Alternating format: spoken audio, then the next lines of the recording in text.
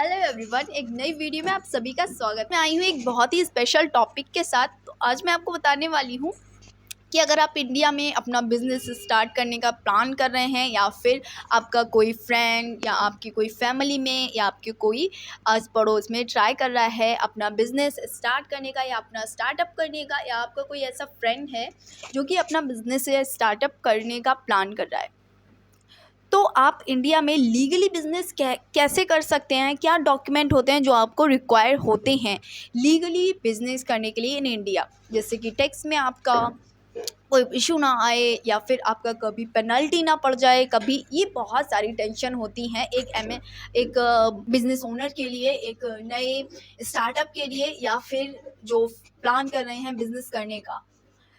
तो बात करते हैं क्या क्या आपको चीज़ें हैं जो कि आप कर सकते हैं अपना बिजनेस को सेफली रन करने के लिए इन इंडिया में। क्या डॉक्यूमेंट होते हैं, क्या लाइसेंस आपको इंडिया में लेने पड़ेंगे अगर आप अपना बिजनेस खुद का स्टार्ट कर रहे हैं। तो चलिए बात करते हैं इसी टॉपिक पे आज।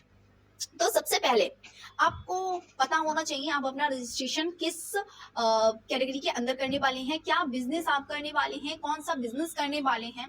ये सबसे मेन पॉइंट है, आपको पता होना चाहिए। अगर आप मान लीजिए एफएमसीजी प्रोडक्ट करने वाले में बिजनेस करने वाले हैं, या फिर आयुर्वेदिक प्रोडक्ट में करने वाले हैं, या एजुकेशन सर्विस देने वाले हैं, आईटी या फाइनेंस में, किस में आप देने वाले हैं, ये डिसीजन बहुत इंपॉर्टेंट है डिसाइड करना कि आप किस कैटेगरी में या फिर किस यूनिट में आप सर्विस देने वाले हैं। मैन्युफैक्चरर बनने वाले हैं या फिर होलसेलर का वर्क करने वाले हैं, किस टाइप से करने वाले हैं। तो ये बहुत ही इम्पोर्टेंट चीज है, मेन पॉइंट यही है।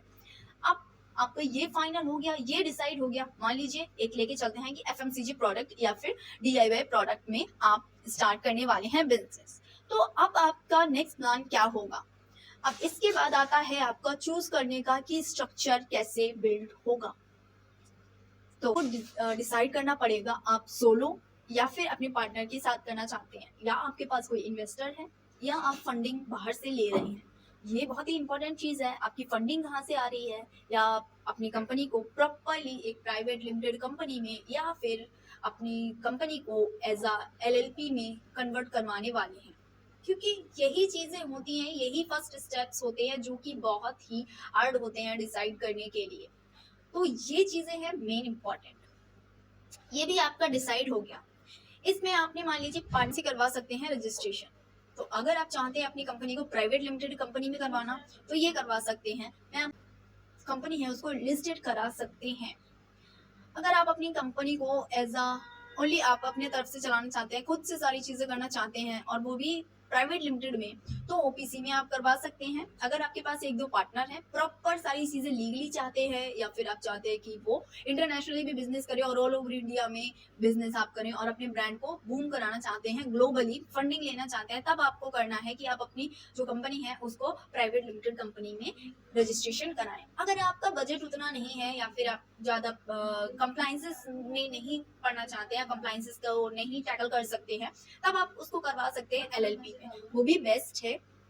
इसके बाद अगर आप वो भी नहीं करवा रहे हैं, या आप कर रहे हैं कि कोई सोसाइटी में वर्क करना चाहते हैं, स्पेशली चैरिटेबल वर्क करना चाहते हैं, तब आप अपना कंपनी को सेक्शन 8 में रजिस्ट्रेशन करा सकते हैं, जो कि अंडर आता है एनजीओ में। तो उसको करा सकते हैं सेक्शन 8 में। अब इसके बाद आपको क्या करना है, तो आपको करना पड़ेगा इसके बाद बिजनेस का रजिस्ट्रेशन। तो फर्स्ट आपको लेना रहेगा अपना एक यूनिक नेम, डिसाइड करना पड़ेगा एक अपना यूनिक नेम, जो कि एमसीए की साइट पे जाके वेरीफाई होगा, उसको हमें करना पड़ेगा रजिस्टर्ड, जो कि आपके नेम से रिजर्व हो जाएगा। उस नेम को कोई और पर्सन यूज नहीं कर पाएगा। इसके बाद आपका नेक्स्ट प्रोसेस क्या रहेगा। इसके बाद आपके नेक्स्ट प्रोसेस जो भी जिसमें भी आपने डिसाइड किया है, उसके बाद आगे प्रोसेस रहेगा। अगर आपने मान लीजिए एलएलपी में या फिर सोल में किया, अगर आपने ओनली सोल प्रोप्राइटर में किया है, तो आपका नेक्स्ट प्रोसेस होता है कि आपको अपना जीएसटी, शॉप एक्ट लाइसेंस और कुछ लाइसेंस होते हैं जो कि लेने पड़ेंगे। अगर आप एफएमसीजी में करने वाले हैं तो आपको फूड लाइसेंस लेना पड़ेगा, शॉप एक्ट लाइसेंस लेना पड़ेगा। डिपेंड करता है अगर आपकी जो स्टेट है उसमें मैंडेटरी है या नहीं मैंडेटरी है। It's optional but it's also mandatory for state, depend on state. तो अगर आपका एफएमसीजी है तो आपको food licence, shop act licence, GST लेना मैंडेटरी है, क्योंकि टैक्स के लिए सबसे ज़्यादा आपको रिक्वायरमेंट होगी जब भी आप अपना परचेजिंग करेंगे, तो आपको वहाँ पे टैक्स कलेक्ट करना होगा, आईटीसी क्लेम करनी होगी, तो आपको जीएसटी की रिक्वायरमेंट होगी ही होगी। इसके बाद आपको चाहिए है एमएसएमई। अगर आप अंडर आते हैं एमएसएमई के, तो आप उसको यूजिली उस पर वर्क कर सकते हैं। और इसके बाद अगर आपकी कोई स्पेसिफिक इंडस्ट्री है, तो इंडस्ट्रियल लाइसेंस लेने होते हैं। वो डिपेंड करता है आपकी प्रोफाइल के ऊपर, कौन सा आपने लाइसेंस लिया है। इसके बाद नेक्स्ट क्या है, तो इसके बाद नेक्स्ट है आपका बैंक अकाउंट ओपन कराना।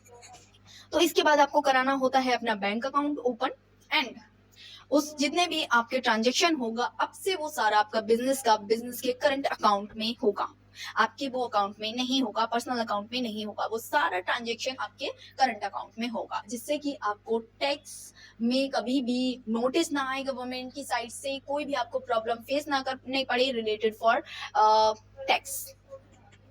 तो ये थी कुछ चीजें जो कि आपको बिजनेस के लिए लेनी होती हैं।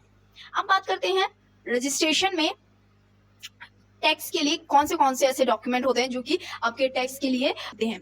तो एक तो हो गया पैन कार्ड, एक हो गया जीएसटी, इसके बाद 10 होता है और प्रोफेशनल टैक्स रजिस्ट्रेशन लेना होता है। तो ये थे कुछ रजिस्ट्रेशन के प्रोसेस। अब इसके बाद अगर मान लीजिए आपने एक अच्छा खासा खुद का सेटअप किया हुआ है, आपके पास 20-25-50 एम्प्लॉइज हैं, आ रहे हैं, आप एक फैक्ट्री में हैं, तो वहां पर आपको फिर लॉ के अंडर आपको रजिस्ट्रेशन कराना होगा, यानी उनका लेबर लॉ के अंदर पीएफ और ईपीएफ जो होता है उसमें आपको रजिस्ट्रेशन कराना होगा सारे एम्प्लॉइज का।